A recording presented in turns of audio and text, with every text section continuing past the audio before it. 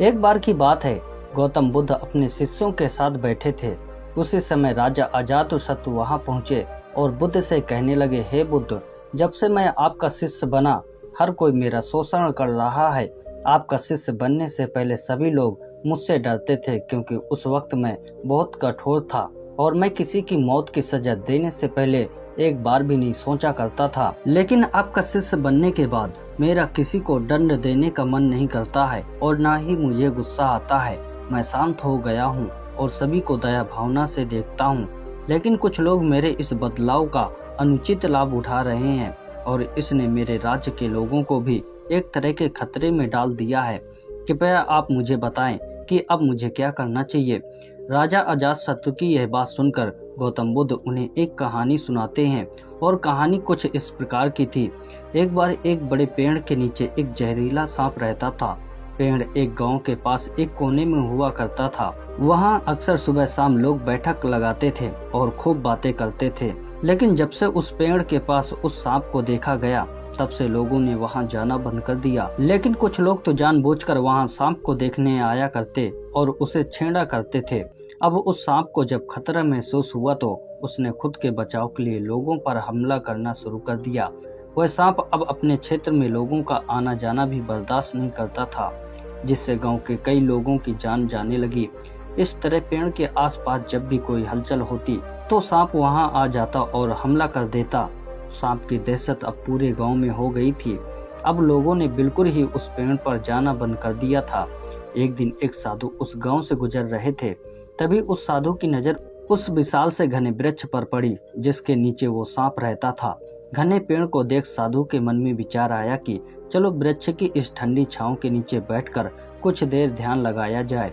उसी वक्त गांव के कुछ लोग अपनी गाय लेकर घर की ओर आ रहे थे। तभी उन लोगों की नजर जब उस साधु पर पड़ी जो कि उसी पेड़ की तरफ ही जा रहा था। सभी लोगों ने उस साधु को सांप के बारे में सावधान करते हुए कहा कि आप उस पेड़ के पास मत जाना। वहाँ एक जहरीला सांप रहता है जो जरा सी हलचल होने पर हमला कर देता है और अब तक कई लोगों को काट चुका है। लोगों की यह बातें सुनकर साधु मुस्कुराए और उस पेड़ की तरफ चल पड़े। जगह को थोड़ा साफ करके जैसे ही साधु ध्यान करने के लिए बैठे, तभी सांप हलचल सुनकर साधु के सामने आ पहुंचा और फुसकारने लगता है। फुसकार की आवाज सुन साधु की आंखें खुलती है और वह सांप को देखने लगते हैं। वह सांप की आंखों में देखते हुए एक मंत्र बोलते हैं और मुंह से फूंक मारते हैं। तभी चमत्कारी रूप से वो सांप साधु से बात करने लगा। अब दोनों एक दूसरे की भाषा को समझ सकते थे। सांप साधु से कहता है, हे मनुष्य, क्या तुम मुझसे नहीं डरते हो? क्या तुम नहीं जानते हो यह मेरा क्षेत्र है और यहाँ आने की किसी की हिम्मत नहीं है? साधु ने करुणा भाव से कहा, मित्र, इसमें डरने की क्या बात है? मैं किसी चीज से नहीं डरता हूँ, क्योंकि जब मैं जीने का लोभ ही नहीं रखता तो मृत्यु से क्या डर। सांप साधु की ये बातें सुनकर चौंक गया, क्योंकि सांप की इससे पहले ऐसे लोगों से मुलाकात नहीं हुई थी जो उसको मारना चाहते थे या उसके डर से भाग जाते थे। लेकिन वह ऐसे व्यक्ति से कभी नहीं मिला था जो उससे नहीं डरता। सांप साधु से इतना प्रभावित हुआ कि वह साधु के चरणों में पड़ गया और बोला, हे प्रभु, आप बिल्कुल सही कह रहे हैं। आज तक मैंने जो भी किया है अपनी जान बचाने के लिए किया है। अपने क्रोध के चलते न जाने कितने निर्दोषों की जान ले ली है। इसके बाद साधु सांप को बहुत सी बातें समझाकर वहां से चला गया। साधु की बातों से प्रेरित होकर सांप ने निश्चित किया कि आज से वह किसी को नहीं काटेगा। वह अपने क्रोधी स्वभाव को त्याग देगा, दूसरों को काटना बंद कर देता है। इसलिए इसका नतीजा उल्टा निकलता है। जब लोगों ने देखा कि सांप ने लोगों को काटना बंद कर दिया है, तो लोग उसका फायदा उठाने लगे। जो उससे दूर भागते थे वो उसके पास आने लगे और सांप को परेशान करने लगे। बच्चे उस पर पत्थर फेंक कर मारने लगे, जिससे सांप आए दिन हमेशा परेशान और घायल रहता था। वह बहुत दुखी था, क्योंकि वह अपने जीवन का सबसे कठिन समय बिता रहा था। एक बार वह साधु फिर से उस गांव में आए। वह उसी पेड़ के नीचे बैठ गए। तभी साधु की नजर जब दयनीय हालत में पड़े उस सांप पर पड़ी, तो साधु ने उस सांप से पूछा, मित्र, तुम्हारी ये हालत कैसी हो गई? तुम इतने घायल और इतने दयनीय स्थिति में कैसे आ गए? सांप ने कहा, जब से आपने मुझे अपने हिंसक स्वभाव को छोड़ने के लिए कहा, तब से मैंने निश्चय किया कि अब मैं किसी पर हमला नहीं करूंगा। मैंने क्रोध करना छोड़ दिया और शांति को अपना लिया, जिसका नतीजा ये हुआ कि लोग मुझे परेशान करने लगे, दुर्व्यवहार करने लगे कोई पत्थर से मारता है तो कोई डंडे से पीट कर चला जाता है।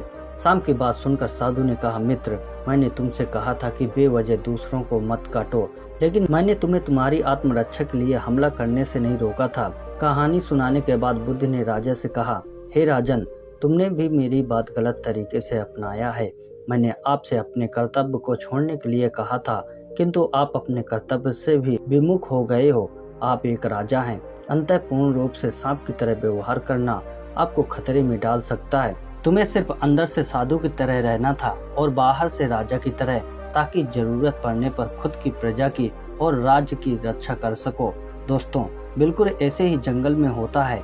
जो सबसे सीधा पेड़ होता है उसको सबसे पहले काटा जाता है, और यही कानून दुनिया के लोगों पर भी लागू होता है। अच्छे भोले लोगों का खूब फायदा उठाया जाता है। अच्छे लोगों को जिंदगी में अनेकों दुखों का सामना करना पड़ता है, इसलिए कभी किसी को अपना फायदा मत उठाने दो। लोगों को अपनी मर्यादा में रखने के लिए खुद को परिस्थिति के अनुसार बदलना सीख जाइए, अन्यथा आपका हाल भी उस राजा व सांप की तरह ही हो जाएगा। दोस्तों, वीडियो कैसा लगा मुझे कमेंट में जरूर बताएं, और चैनल पे नए हैं तो चैनल को सब्सक्राइब जरूर करें। धन्यवाद।